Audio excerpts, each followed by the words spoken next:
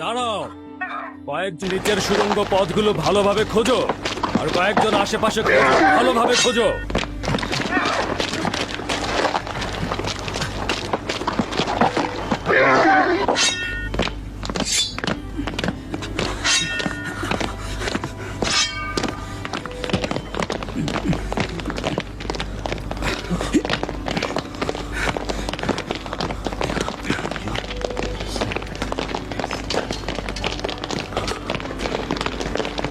এদিকে এসো।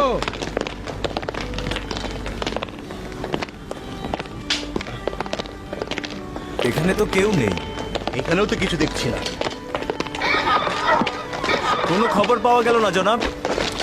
ফান্তুস, তুমি সিপাহীদের নিয়ে ওইদিকে যাও, আর তোমরা ওইদিকে যাও। বাকিরা আমাকে অনুসরণ করো। জলদি আসো।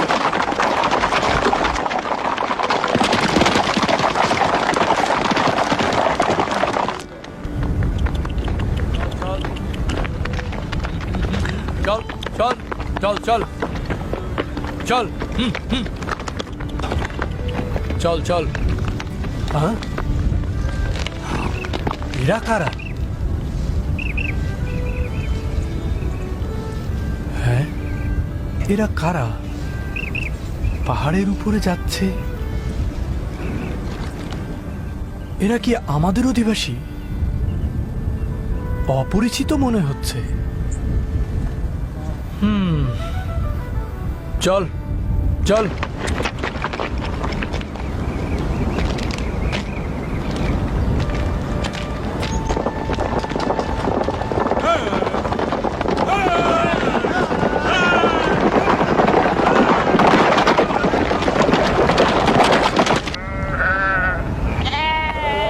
দেমেত্রিও, দেখলি তো তারা আমাকে তাদের সঙ্গে নিল না। তারা আমার জানের চিন্তায় ছিলেন। তারা আমার জানকে এত মূল্যবান মনে করেন? না না, আমি অত মূল্যবান না। খোদাভীরু ব্যক্তিদের সঙ্গে থাকতে সৌভাগ্যের দরকার হয়, সেই ভাগ্য আমার নেই। তারা নিজেদের জান খোদার পথে উৎসর্গ করে দিচ্ছে।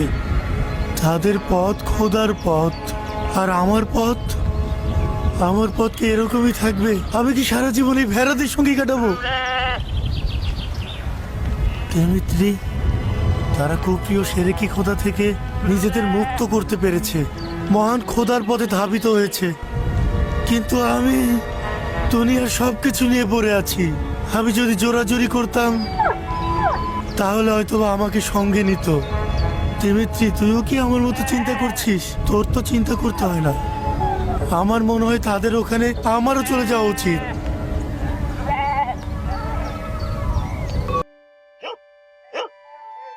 এটা ঠিক যে তুই কেবলমাত্র একটা জন্তু ছাড়া আর কিছুই না। তোর বিবেক বুদ্ধি কাজ করে না এবং অযথাই মাথা নাড়াচাড়া করিস।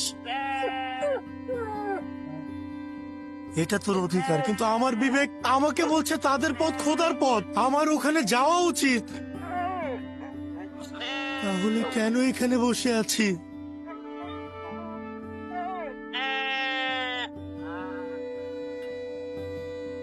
অবশ্যই আমি যাব।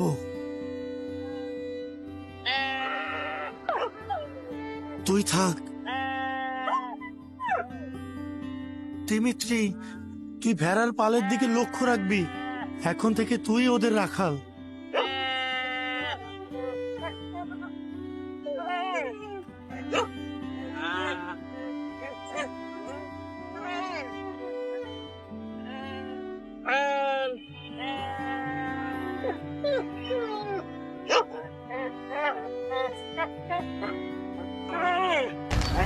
চলে যা দিমিত্রি, চলে যা, যা যা, চলে যা, যা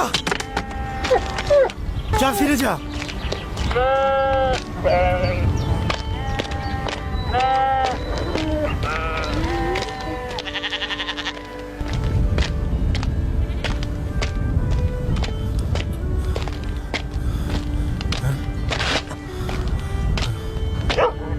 দিমিত্রি, তুই আবারও এসেছিস। তোকে বললাম না ফিরে যেতে। কি আজব একটা জন্তু, কিছুই বুঝতে চায় না। যা এখান থেকে, চলে যা, ফিরে যা বলছি। তোকে ভেড়াগুলোর দিকে নজর রাখতে বলেছি, ফিরে যা। ভেড়াগুলোর তুই ছাড়া আর কেউ নেই, এখান থেকে চলে যা। ভেড়াগুলো একা রয়েছে, যা এখান থেকে, যা বলছি। যাবি? যা, চলে যা।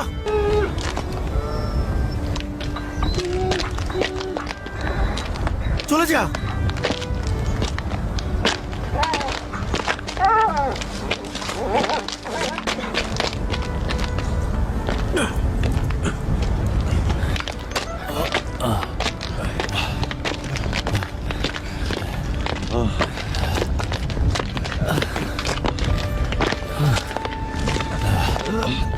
বসো, বসো, তুমি বসো।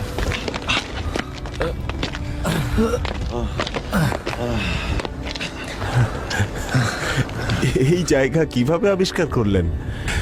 ইবাদতের জন্য কি এর চেয়ে সহজ কোনো জায়গা খুঁজে বের করা যেত না জনাব ম্যাক্সিমিলিয়ানুস? মনে হচ্ছে জনাব ম্যাক্সিমিলিয়ানুস এমন কিছু জানেন যা থেকে আমরা বেখবর। আমি কিছুই জানি না, শুধুমাত্র জানি যে এই পথে কোনো একটা হিকমত রয়েছে, আর জানি যে এই গুহার মধ্যে অন্য কোনো জায়গা খোলা নেই, এবং দুশমন যদি এখানে চলে আসে তবে আমাদের পালাবার কোনো পথ নেই। কিন্তু আমার মন শতভাগ নিশ্চিত। আপনি খোদার ইবাদতের জন্য সবচাইতে কঠিন জায়গাটি বেছে নিয়েছেন। খোদার আউলিয়া হওয়া এতটা সহজ নয়। অবশ্যই জনাব ম্যাক্সিমিলিয়ানুস নিজের ইচ্ছায় এই জায়গাটি বেছে নেননি।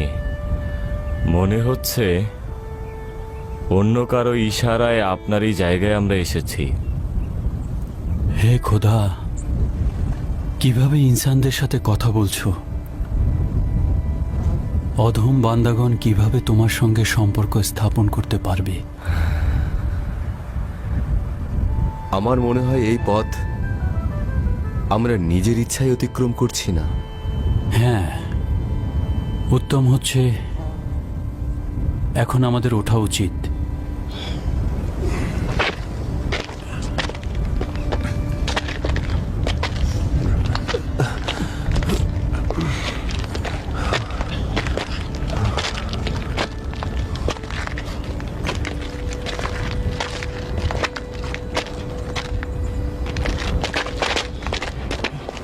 অ্যান্থোনিয়াস, তুমি এখানে কি করছো? এই আমি সত্যি করে বলবো আলী জনাব, যখন দেখলাম আপনারা আমাকে অনুমতি দিচ্ছেন না, তখন আমি খোদার কাছে অনুমতি চাইলাম। খোদা আমাকে এখানে আসার অনুমতি দিয়েছে। খোদা তাআলা নিজে তোমাকে এখানে আসতে বলেছে? একেবারে ঠিক ধরেছেন আলী জনাব। বললেন আউলিয়াদের পথ ধরো। অবশ্য আমি ভেবে দেখলাম যে আপনাদের সঙ্গে আসতে চাইলে আপনারা আমাকে সঙ্গে নেবেন না, তাই বাধ্য হয়ে ভিন্ন পথে এখানে এসেছি। আর তাই তুমি আমাদের আগেই এখানে এসে পৌঁছে গিয়েছো। আউলিয়াদের কথার অবাধ্য হওয়ার ইচ্ছা আমার ছিল না, কিন্তু আমি বাধ্য হয়েছি।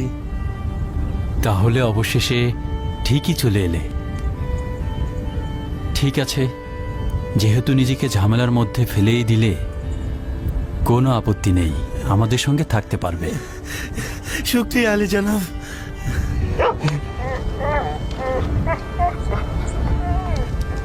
দিমিত্রি এসেছে। দিমিত্রি, কেন এসেছিস?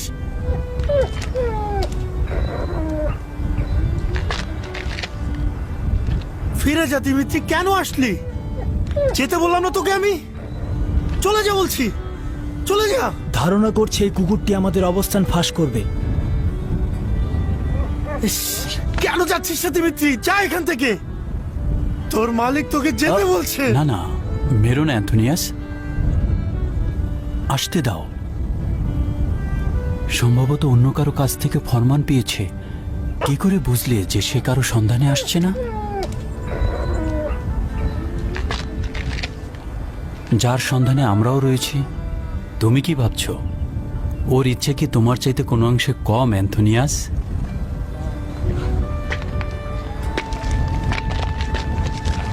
দিমিত্রি, আয় আয় আয় আয় আয় আয়, চলে আয়।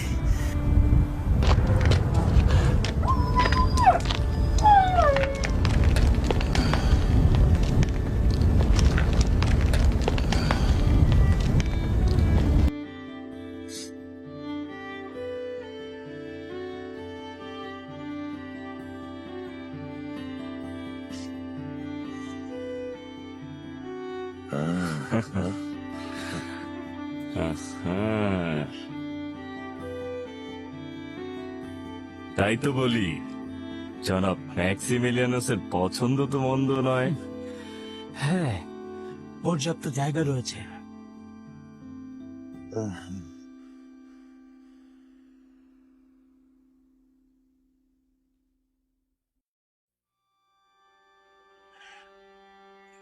ওই দিক দিয়ে বের হওয়ার পথ আছে মনে হচ্ছে।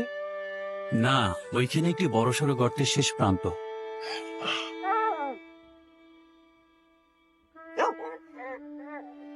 তাহলে এই গুহায় আর অন্য কোনো জায়গা নেই? না, নেই। বলেছিলাম তো নেই।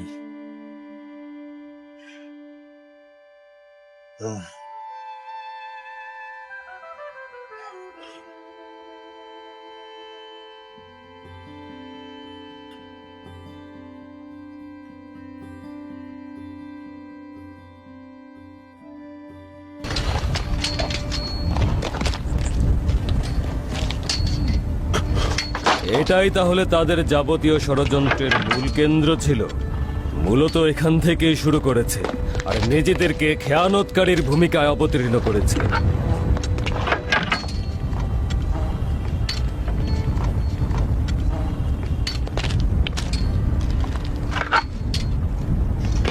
মনে হচ্ছে তারা এই তীর ধনুক দিয়ে শিকার করত। হ্যাঁ, তারা তীর ধনুক দিয়ে শিকার করত, তবে রোমান সৈন্যদের কোনো জীবজন্তুকে নয়।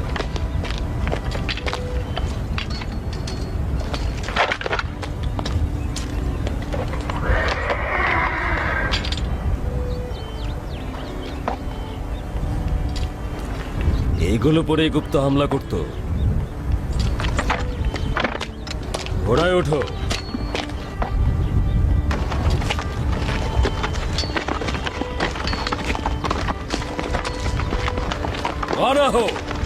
সমস্ত গ্রাম এবং আশেপাশে তন্ন তন্ন করে খুঁজবে, কোথাও যেন বাদ না পড়ে। মিথ্যা বলছিস এলেন, তুই মিথ্যা বলছিস। ওরা কোথায় লুকিয়ে আছে তা তুই জানিস না? এটা কি করে সম্ভব? সত্যি আমি জানি না। ওরা তোর বাড়ির ভেতরের সুড়ঙ্গ পথ দিয়ে পালিয়েছে আর তোকে বলেনি যে কোথায় যাচ্ছে। আপনার সিপাহীগণ ও সিপাহ সালার তো তাদের পিছনে লেগেছিল, কেন গ্রেফতার করতে পারলো না?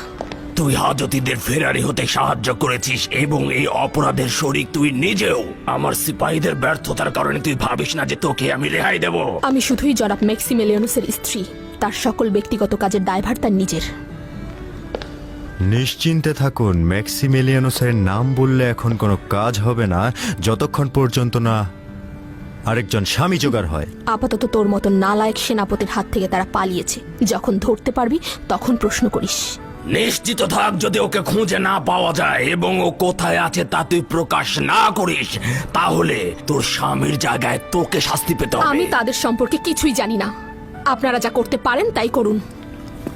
হেলেন, তুই পিতার সঙ্গে সম্পর্কের সুযোগ নিয়ে ষড়যন্ত্র করে যাচ্ছিস। ওকে যেতে দিন আলী জনাব। সে ম্যাক্সিমিলিয়ানুসকে ধরার জন্য বড় একটি ফাঁদ। শান্ত হন আলী জনাব, নারীরা তার স্বামীর দিনের পথেই থাকে। কিছুটা সময় যেতে দিন। নতুন স্বামী তাকে সঠিক পথেই ফিরিয়ে আনবে। ওদের বাড়ির দিকে ভালো করে নজর রাখবে।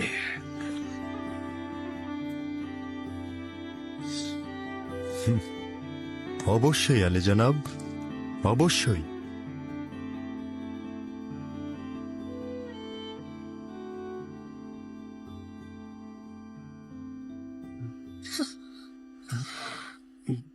কি খবর বানু?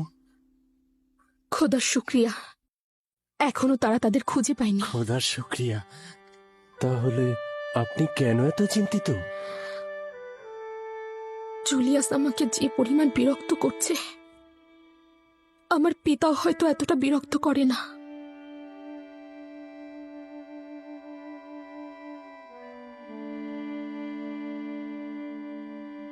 হে খোদা, তিনি যেখানেই থাকুক না কেন, যেন দুশ্মনের বদ নজর থেকে বেঁচে থাকেন।